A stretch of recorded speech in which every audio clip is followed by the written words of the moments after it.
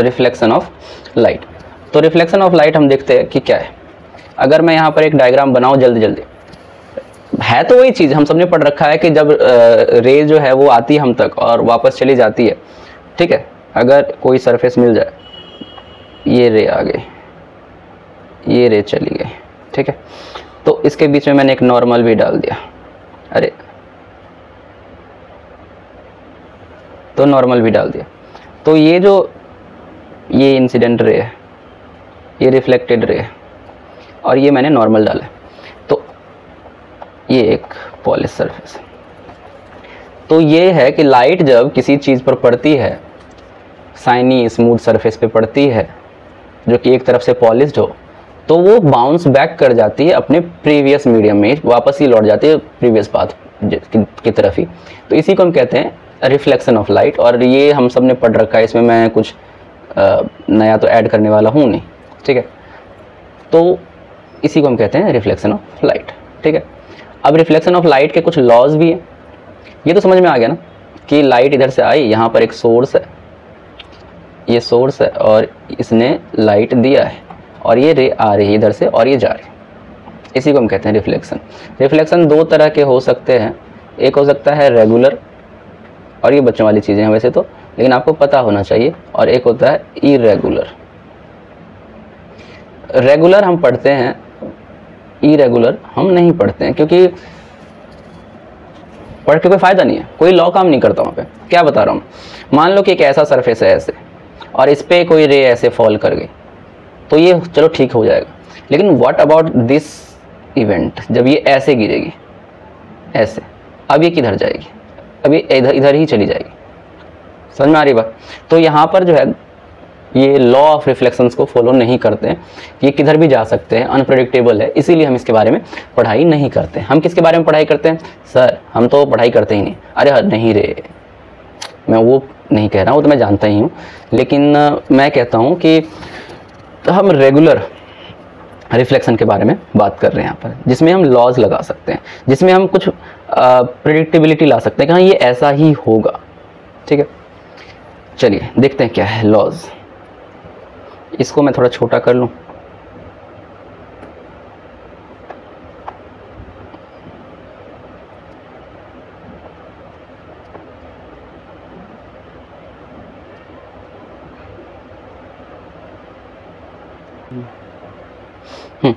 तो ये जो हमारा एक सरफेस बन गया, रिफ्लेक्ट हो गया, रे आई यहाँ से, रे गई इधर। तो इसमें कहता है, पहला लॉ कहता है कि ये जो एंगल है इसको कहते हैं एंगल आई, इसको कहते हैं एंगल आर। ये जो लाइट आ रही है बार बार, इसको हम कहते हैं इंसिडेंट रे। क्या कहते हैं, इंसिडेंट रे। और ये जो जा रही है इसको हम कहते हैं रिफ्लेक्टेड रे, ठीक है। और ये जो एंगल है, ये जो एंगल दिख रहे हैं आप यहाँ, ठीक है, ये नॉर्मल है। ये क्या है, ये तो नॉर्मल है, ये हमने खींचा है। नॉर्मल मतलब 90 डिग्री का लाइन खींच दिया परपेंडिकुलर, ठीक है। तो नॉर्मल, तो ये जो एंगल है इसको हम कहते हैं एंगल ऑफ इंसिडेंस। क्या कहते हैं, एंगल ऑफ इंसिडेंस। और सिमिलरली इसको हम कहते हैं एंगल ऑफ रिफ्लेक्शन। क्या कहते हैं, एंगल ऑफ रिफ्लेक्शन। ये सब हम जानते हैं पहले से। पहला इसने कहा कि एंगल आई जो है वो बराबर होता है एंगल आर के, फर्स्ट लॉ, ठीक है। और सेकेंड लॉ कह रहा है कि जो ये तीन चीज़ें हैं यहाँ पर, इंसिडेंट रे, रिफ्लेक्टेड रे और नॉर्मल, ये तीनों जो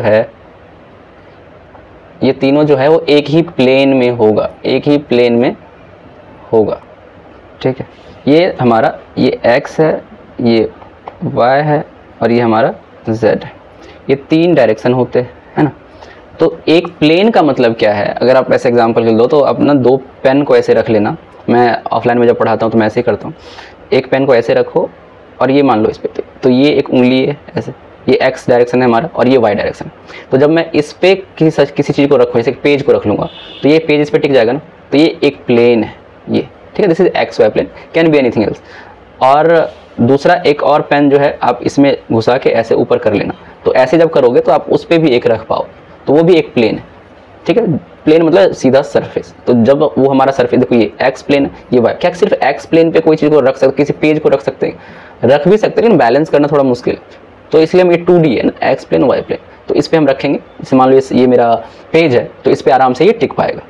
आ रही बात समझ में? और दूसरा, अगर मैं एक और ऊपर की तरफ या नीचे की तरफ ले लूँ तो एक और सरफेस बन जाएगा, जिसपे कि अगर ये इधर से पेन जा रहा होगा तो उस पर ये रहेगा, वो वाई जेड प्लेन हो जाएगा हमारा। तो प्लेन का मतलब है, एक तो प्लेन ये है, इस पर चीज़ें रह सकती है। 2D पे शायद आपको समझ ना आया अच्छे से, 3D में अगर आप करोगे ऐसे पेन को डाल के तो आपको समझ में आएगा कि मैं क्या कह रहा हूँ। और पेज जिस पे रह जाएगा, पेज को जिस पे रख पाओगे सीधा, पेज मुड़ेगा नहीं, तो उसको हम एक प्लेन में आया और जेड में चला जाएगा, ऐसा नहीं होता। ठीक है, बहुत ही छोटी सी चीज़ है, लेकिन समझ नहीं आती और टीचर्स इस पर बताते भी नहीं ध्यान। मैं तो देखता हूँ कि जब मैं वेक्टर पढ़ा रहा होता हूँ बच्चों को, तब उनके दिमाग में ये प्लेन को लेकर के कन्फ्यूजन होती है और हम उसे प्लेन पढ़ा रहे होते हैं।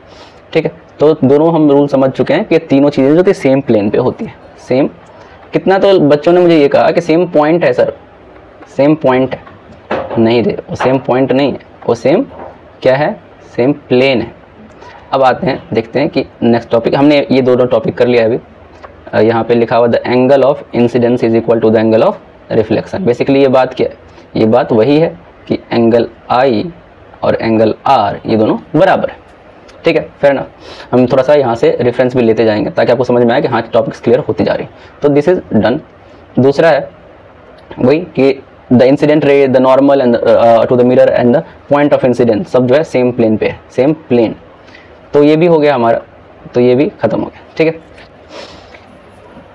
मिरर, इसमें आपका जो क्लास है इसमें ज़्यादातर स्फेरिकल मिरर के बारे में बात हुई, लेकिन थोड़ा थोड़ा हम मिरर के बारे में पढ़ लेंगे, है ना। मिरर जो है वो दो तरह के होते हैं। ठीक है, एक तो होता है प्लेन मिरर और एक होता है स्फेरिकल। अच्छा, प्लेन मिरर और स्फेरिकल मिरर। प्लेन के बारे में थोड़ा सा बात कर लेंगे कि प्लेन क्या होता है, ज़्यादा बात नहीं करेंगे। एक प्लेन मिरर ड्रॉ कर लेता हूँ मैं।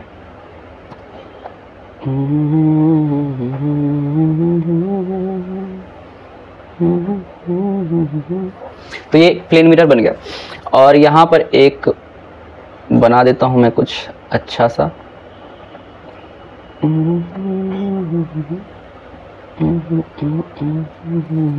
ये एक आदमी है, पता नहीं आदमी कम राक्षस ज़्यादा लग रहा है। वाह क्या बात है।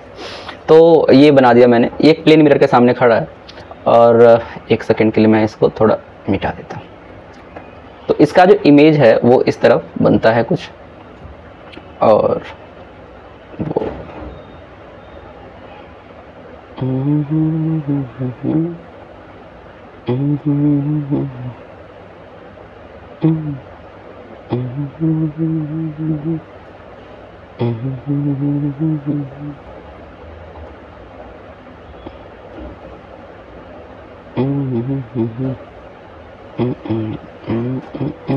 इस तरह से कुछ इमेज बनती है। तो ये देखो एक प्लेन मिरर था और इस पे एक ऑब्जेक्ट इधर हमने रखा है। तो ऑब्जेक्ट नहीं, एक आदमी है जो प्लेन मिरर के सामने खड़ा है और वो दूसरी तरफ अपनी परछाई को देख रहा है। तो पहला चीज़ तो ये है कि ये जितने डिस्टेंस पे है इसको हम u कहते हैं, है ना, और ये जितने डिस्टेंस पे ये हम v कहते हैं। ठीक है, दोनों सेम होगा, दोनों सेम होगा। एक प्लेन मिरर है, उसके सामने जितनी दूरी पर मैं खड़ा रहूँगा मेरा इमेज भी उसके पीछे बिहाइंड द मिरर उतनी ही डिस्टेंस पे, जितना मैं दूर जाता जाऊँगा वो इमेज भी उतनी दूर जाती जाएगी। क्या ये बात क्लियर है?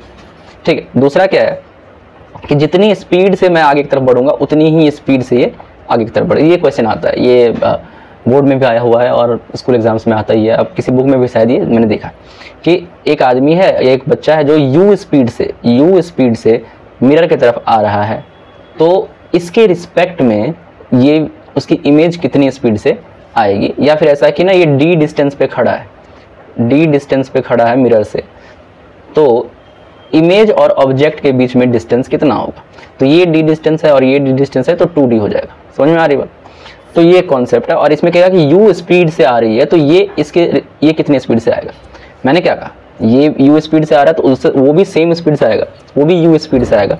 लेकिन जब रेफरेंस इससे निकालेंगे, जब कोई चीज़ सेम रिलेटिव, तो जब कोई सेम डायरेक्शन में जाता है, जैसे कि एक गाड़ी है वो इधर की तरफ जा रही है और दूसरी गाड़ी इधर भी, ये भी इधर की तरफ जा रही है, सेम डायरेक्शन, तो जब रिलेटिव वेलोसिटी निकालते हैं हम, तो वो कैसे निकालते हैं, एक दूसरे में उससे माइनस करके। लेकिन अगर ओपोजिट डायरेक्शन में आ जाए, दोनों ओपोजिट डायरेक्शन में आ जाए, तो दोनों की स्पीड को हम जोड़ देते हैं, वेलोसिटी को हम जोड़ देते हैं।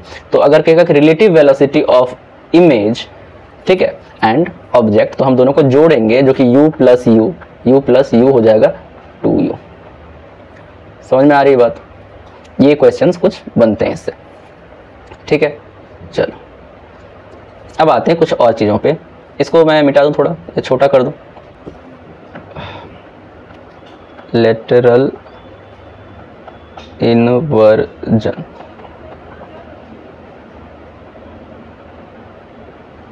ठीक है।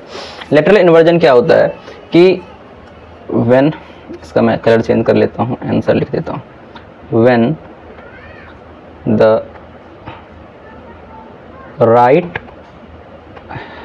Side of object appear left in the image. ये देखा होगा है ना कि हम मिरर के सामने खड़े होते हैं और मिरर को अपना बायां हाथ दिखाते हैं, तो उधर से उस इमेज को अगर आप देखोगे तो उस इमेज के वो दाएं तरफ दिखता है। ऑल्दो हम इतना ज़्यादा यूज टू हो गए कि हम इसको समझ मतलब ध्यान नहीं देते, नेग्लेक्ट कर देते हैं, लेकिन ऐसा होता है।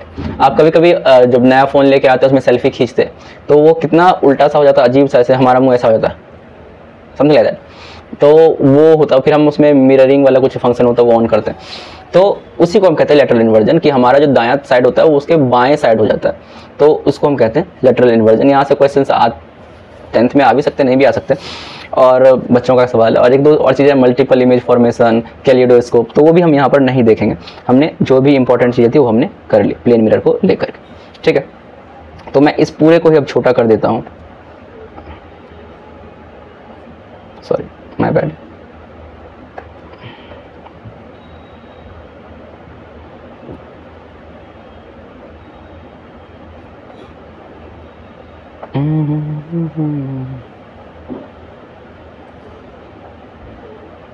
ठीक है, तो मैंने इसको छोटा कर दिया।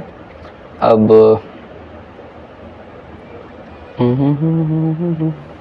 हम जो अब करने वाले हैं वो क्या है, स्फेरिकल मिरर। क्या है? स्फेरिकल मिरर, ठीक है। एक स्फेयर ड्रॉ करूं, बड़ा सा स्फेयर ड्रॉ करता हूं, बड़ा सा, ठीक है। और इसको मैं बीच से, let me change the colour, और इसको मैं बीच से ऐसे डिवाइड कर दूं, कर दिया डिवाइड। तो अगर मैं बीच से डिवाइड कर दूं, अब हमें ये दिख रहा है कि ये 2 इक्वल हाफ्स है, मोर देन, मतलब लगभग तो है ही। तो ये वाला पार्ट जो है, लेट मी शेड फुल, ये वाला जो पार्ट है और दूसरा ये वाला जो पार्ट है, यही 2 हाफ्स जो है, ये दो सरफेस, एक इनवर्ड बेंड है, देखो ये वाला जो है ये इनवर्ड बेंड है और ये वाला जो है ये आउटवर्ड बेंड। तो इसी को दोनों को हम मिरर कहने वाले, स्फेरिकल मिरर इसलिए कह रहे हैं क्योंकि ये स्फेयर का पार्ट है, ठीक है। तो स्फेरिकल मिरर स्फेयर का पार्ट था, सिर्फ इसीलिए कह दिया। और इसके जो 2 हाफ्स थे, एक जो इनवर्ड बेंड है, इनवर्ड बेंड का मतलब कि इसका ये देखो अंदर की तरफ घुसा हो, और ये आउटवर्ड ऐसे। क्यों सर इनवर्ड आउटवर्ड क्यों? अगर इधर से जाएगा तो ये इनवर्ड हो जाएगा, जी हाँ। लेकिन हम हमेशा क्या करेंगे, हम हमेशा इधर से मानेंगे, इधर से मानेंगे कि रे इधर से आ रही है। अब देखो अगर ये लेंस है, मिरर है हमारा, तो अब अगर इधर से रे पड़ रही है इस पे, तो ये आउटवर्ड बेंड है, और अगर ये वाला है और इधर से पड़ रही है तो ये इनवर्ड बेंड है। तो ये जो इनवर्ड बेंड है इसको हम कहते हैं कॉनकेव। क्या कहते हैं? कॉनकेव मिरर, ठीक है, कॉनकेव। और ये वाला जो है इसको हम कहते हैं कॉन्वेक्स, जो आउटवर्ड बेंड है, ठीक है। क्या बोल रहा हूं मैं, ये है हमारा कॉन्वेक्स, क्या है? कॉन्वेक्स, और ये है कॉनकेव। अभी हम मिरर पढ़ रहे हैं, है ना, ये ध्यान में रखना कि अभी हम मिरर है ये। चलो आगे बात समझ में, जी हाँ। तो ये जो मिरर है ये तो एक स्फेयर से बना हुआ है, तो इस स्फेयर का कोई ना कोई तो सेंटर भी रहा होगा ना, कोई ना कोई तो सेंटर रहा होगा इसका। तो वो जो सेंटर है, इसको मैं एक बार इरेज कर देता हूं। तो वो जो सेंटर था उसी को हम कहते हैं सेंटर ऑफ कर्वेचर। क्या कहते हैं? Centre of curvature. ये जो सेंटर था इसका, ठीक है। एक बार के लिए अगर मैं इरेजर टूल ले करके इस वाले पार्ट को इरेज कर दूं, इस वाले पार्ट को इरेज कर दूं, अब आप समझिए कि ये जो मिरर है, ये जो मिरर है इसका एक सेंटर था, इसी को मैं बोल रहा हूं सेंटर ऑफ कर्वेचर। क्या बोल रहा हूं मैं? बोल रहा हूं सेंटर ऑफ कर्वेचर, ये ठीक है। इसको हम C से डिनोट कर रहे होंगे, ठीक है, C से। और जब ये सेंटर है और ये सरकमफ्रेंस है, ये बाउंड्री है, एक सर्कुलर पाथ है या स्फेरिकल पाथ है, तो इससे ये वाला डिस्टेंस और ये वाला डिस्टेंस, इधर की तरफ ये वाला डिस्टेंस और इधर की तरफ ये वाला डिस्टेंस, ये सारे बराबर होंगे।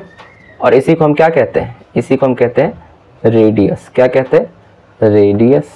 मैथ में तो इतना हम पढ़ ही चुके हैं ना, रेडियस। इसमें भी हम उसको रेडियस ही कहने वाले हैं। Now we know two things, first is this centre of curvature and ये जो डिस्टेंस है यहाँ से यहाँ तक, इसको हम कह रहे हैं रेडियस। क्या ये बात क्लियर है? The distance between the C and P, ये पोल है हमारा। पोल क्या होता है ये भी समझ लीजिए। जो ये हमारा मिरर है, इसका जो मिडल बीचों बीच होगा ना, ये इसी को हम कहते हैं पोल। और ये जो चौड़ाई है यहाँ से लेकर के ये पूरा है ना, ये यहाँ से यहाँ तक, तो डायमीटर की तरह आप देख रहे हैं, मतलब यहाँ से लेकर के यहाँ तक, इसको मैं कहता हूँ, मैं क्या कहता हूँ, साइंस कहती है अपर्चर। क्या कहती है? अपर्चर। अपर्चर, अपर्चर कहती है इसको, ठीक है। तो ये मोटाई है ना, ये इतनी चौड़ाई अपर्चर।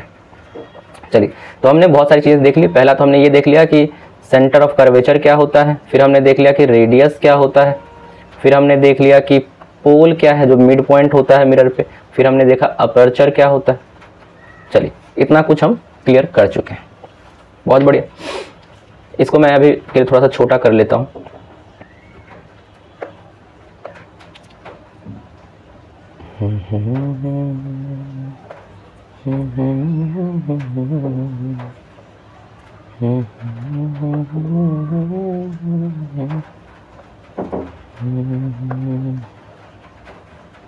ठीक है, अब देखते हैं कुछ चीजें। मान लेते हैं कि एक मिरर है हमारा। ये कौन सा मिरर है, अब आप नाम बताइए मुझे।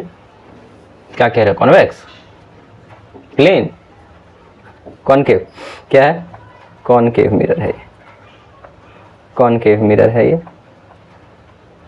Concave mirror. अब देखो, ये C अभी हमने जो देखा था, ये C हमारा क्या है? ये C है हमारा सेंटर ऑफ कर्वेचर। तो सेंटर ऑफ कर्वेचर से जो सीधी लाइन आती है, ये सीधी लाइन दिख रही है हमें, है ना, सीधी लाइन आ रही है। तो ये सीधी लाइन आती है नॉर्मल टू द मिरर, तो उसको हम कहते हैं प्रिंसिपल एक्सिस। क्या कहते हैं? Principal axis. क्या ये बात समझ में आ रही है? बात प्रिंसिपल एक्सिस। प्रिंसिपल एक्सिस किसे कहते हैं? The straight line that joins या दैट कनेक्ट्स या passes through centre of curvature and pole is called principal axis. जो एक सीधी लाइन आती है जो जोड़ती है किसको? C और P को, सेंटर ऑफ कर्वेचर से पोल को, उसको हम कहते हैं प्रिंसिपल एक्सिस। ठीक है, ये नॉर्मल टू द मिरर होता है और ये मिरर का पार्ट नहीं है, मिरर से बाहर है, आउटसाइड है कहीं। ठीक है, आगे बात समझ में कि ये मिरर से बाहर है, आउटसाइड एक पॉइंट है जो कि हमने देखा था कैसे ये हुआ था। ये उस स्फेयर का सेंटर है जिससे ये बना है। ठीक है, चलिए, तो ये हो गया प्रिंसिपल एक्सिस।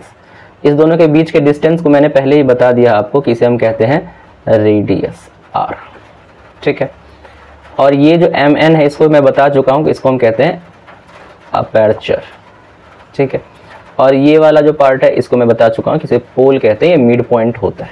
ठीक है, चलिए, बहुत अच्छी बात। अब एक नया चीज़ यहाँ पर मैंने लिखा हुआ है F। क्या लिखा हुआ है? F। ये F क्या है? इसको हम कहते हैं प्रिंसिपल फोकस या फोकस, है ना, फोकस कहते हैं इसको। अब ये कैमरामैन फोकस करो वाला फोकस नहीं है, ये फोकस क्या है अभी हम समझ जाएंगे। वैसे तो अभी कुछ चीज़ें मैं आपको बता देता हूँ कि अगर पूछ ले तो आपसे सवाल पूछ ले कि व्हाट इज़ फोकस या व्हाट इज़ प्रिंसिपल फोकस, जो कि पूछता है व्हाट इज़ फोकस, तो हम इसमें क्या कहेंगे? हम इसमें बहुत सारी चीज़ें कहेंगे जो थोड़ा सा आगे हमें समझ में आएगा। क्या चीज़ कहेंगे, पहला तो एक सेकेंड के लिए मैं इसको मिटा दूं क्या, इस वाले पार्ट को मिटा देता हूँ, ठीक, इस वाले पार्ट। कहना ये है कि अगर कोई लाइन, अगर कोई रे, ठीक है, अगर कोई रे, मान लेते हैं यहाँ पर सन है, एक बार के लिए चमक रहा है, अगर कोई रे यहाँ से इसके प्रिंसिपल एक्सिस के पैरेलल जाती है, प्रिंसिपल एक्सिस के पैरेलल जाती है, पैरेलल है, अब पूरा इंची टेप लेके बैठ मत जाना है देखने के लिए, लेकिन पैरेलल है, मैंने तो यही एज्यूम किया कि पैरेलल है। तो अगर कोई रे पैरेलल टू प्रिंसिपल एक्सिस आती है फ्रॉम एनीवेयर, यहाँ से भी आ सकती है, ऐसा नहीं है कि सिर्फ ऊपर से आएगी, कहीं से भी आ सकती है, कहीं पे भी आ सकती है, कहीं पे भी आ सकती है। तो अगर ray parallel to principal axis आ रही है और वहाँ पे आफ्टर द रिफ्लेक्शन, मिरर से रिफ्लेक्ट होने के बाद वो प्रिंसिपल एक्सिस को जिस पॉइंट पे काटती है, प्रिंसिपल एक्सिस को जिस पॉइंट पे काटती है या वहाँ से डाइवर्ज होती हुई दिखती है, तो उसको हम कहते हैं फोकस। उसको हम क्या कहते हैं, फोकस। कोई भी रे अगर होगी और वो पैरेलल आई है तो वो यहीं पर आकर के क्या तो कटेगी या वहाँ से हम डाइवर्ज होते हुए दिखेगी। डाइवर्ज होते हुए दिखेगी, ये क्या है ये आपको समझ में आ जाएगा जब हम इसका उल्टा वाला करेंगे, मतलब कॉन्वेक्स मिरर करेंगे। अभी कॉन्केव में तो ये समझो कि सारी रेज यहाँ पर आकर के मिलेगी, प्रिंसिपल एक्सिस से जिस पॉइंट पर सारी रिफ्लेक्टेड रे आके मिलेगी वो मतलब अगर पैरेलल आई थी तो उसको हम क्या कहेंगे, उसको हम कहेंगे फोकस। एक बार फिर से समरी कर देता हूँ कि जितनी भी पैरेलल रेज आती है प्रिंसिपल एक्सिस के, आफ्टर रिफ्लेक्शन वो जहाँ पर कट करती है प्रिंसिपल एक्सिस को, वही हमारा फोकस होता है। खत्म। क्या कह रहा हूँ कि अगर कोई पैरेलल रे आ रही है, किससे पैरेलल आ रही है सर, प्रिंसिपल एक्सिस से पैरेलल आ रही है, प्रिंसिपल एक्सिस से पैरेलल आ रही है, तो आफ्टर रिफ्लेक्शन जिस पॉइंट पर वो प्रिंसिपल एक्सिस को काटेगी उसी को हम क्या कहते हैं, फोकस कहते हैं। ठीक है। और इस दोनों के बीच का डिस्टेंस, ये वाला डिस्टेंस जो है ये और ये, इसको हम कहते हैं फोकल लेंथ और स्मॉल एफ से डिनोट करते हैं। ठीक है। इस वाले को कैपिटल एफ लिखते हैं फोकस को, और इसको स्मॉल एफ लिखते हैं और इसको हम फोकल लेंथ कहते हैं। क्या कहते हैं, फोकल लेंथ, लेंथ। ठीक है, कोई चिंता की बात नहीं है। नाउ इट्स क्लियर, हमने सब कुछ को डिफाइन कर दिया। The distance between focus and pole is called focal length, small F से डिनोट करते हैं। The distance between centre of curvature and pole, इसको भी हमने कर लिया, इसको हम कैपिटल आर से रेडियस कहते हैं, डिनोट करते हैं। हमने प्रिंसिपल एक्सिस को कर दिया डिफाइन, हमने अपर्चर को डिफाइन कर दिया, हमने पोल को डिफाइन कर दिया, हमने यहाँ पे सारा जो इंट्रोडक्शन पार्ट होता है स्फेरिकल मिरर का, अभी लेंस में भी काम करेगा, वो हमने, ये देखिए यहाँ पे एक सेकंड मैं बताता हूँ आपको। पहले तो ये देख लीजिए, कुछ यहाँ पर डेफिनेशन है जो एनसीईआरटी की है और जो मुझे अच्छी लगी तो मैंने आपके लिए यहाँ पे लिख लिया कि the reflecting surface of spherical mirror forms a part of sphere. वही मैंने आपको बता दिया पहले कि एक पार्ट है स्फीयर का, this sphere has a centre, उस स्फीयर का एक सेंटर भी था और उसी को हम सेंटर ऑफ कर्वेचर कहते हैं, कोई दिक्कत नहीं है। ठीक है। फिर रेडियस की बात कर रहा है कि जो डिस्टेंस है सेंटर ऑफ कर्वेचर से पोल तक का, उसे हम रेडियस कहते हैं। The radius of A sphere of which the reflecting surface of spherical mirror is called radius. वही चीज़ है, आप देख सकते हो, अगर आपको ये लिखना अच्छा लगे तो आप लिख सकते हो। ठीक है। उसके बाद क्या है यहाँ पर curvature, line passes through the pole and the centre of curvature of the mirror, this is called the principal axis. ये भी मैंने आपको बता दी। ठीक है। Remember that the principal axis is a normal to the mirror at its pole. तो pole पे 9 ऐसे नॉर्मल है वो। ठीक है, ये आपको समझ में आना पड़ेगा, and it is not a part of mirror. तो यहाँ पर कुछ डेफिनेशन थे, ये हमने